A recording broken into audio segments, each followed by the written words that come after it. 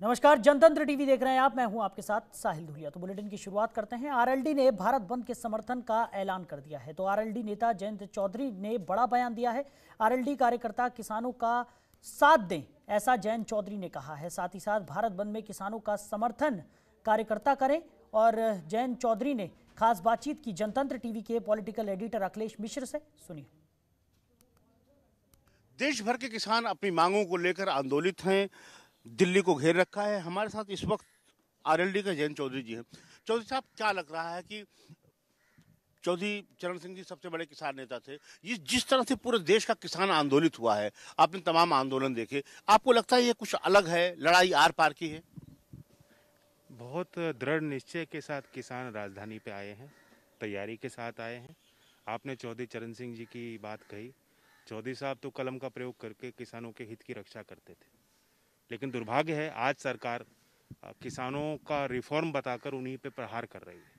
लेकिन देश समझ गया है, क्योंकि कानून जब बनते हैं उसके पीछे बड़े प्रयास होते हैं, मेहनत होती है, लॉबिंग होती है।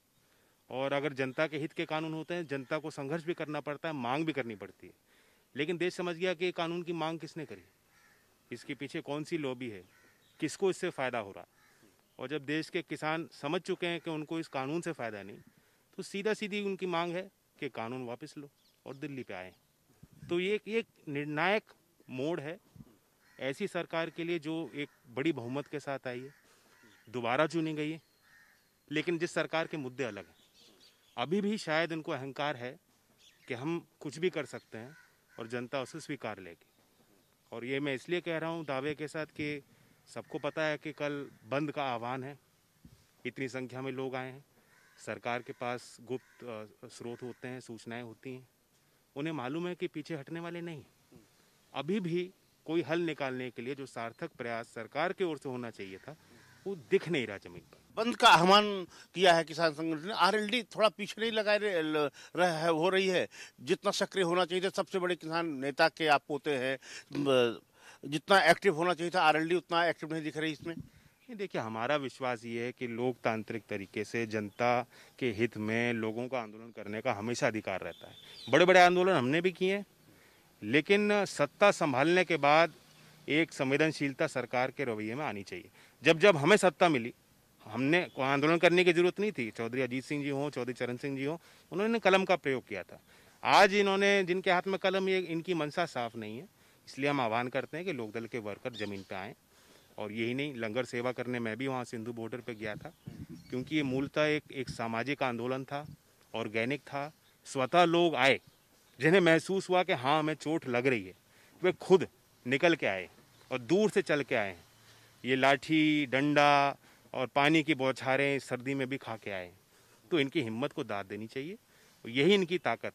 अगर राजनीतिक पार्टियाँ पहले से कूद पड़ती, मैं बयानबाजी कर देता, तो मीडिया ही दिखाते कि ये तो लोकदल का एक सीमित आंदोलन।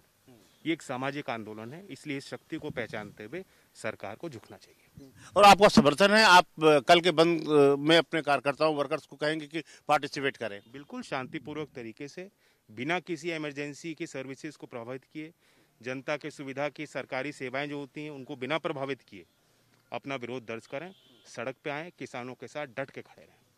एक आखिरी सवाल जयंत जी, आपको क्या लगता है सरकार समाधान चाह नहीं रही है या किसान समाधान नहीं चाह रहा है, और मामला अटका कहाँ पे है? बिल ही वापस लेना पड़ेगा कि या कुछ संशोधन से काम चल सकता है? मेरा मानना है बिल ही वापस लेना पड़ेगा, क्योंकि एमएसपी अभी 23 आप फसलों में घोषित करते हैं, और एमएसपी सुनिश्चित करने का अर्थ ये होगा कि सरकार खरीदेगी, प्रत्येक किसान को एमएसपी दिया जाएगा।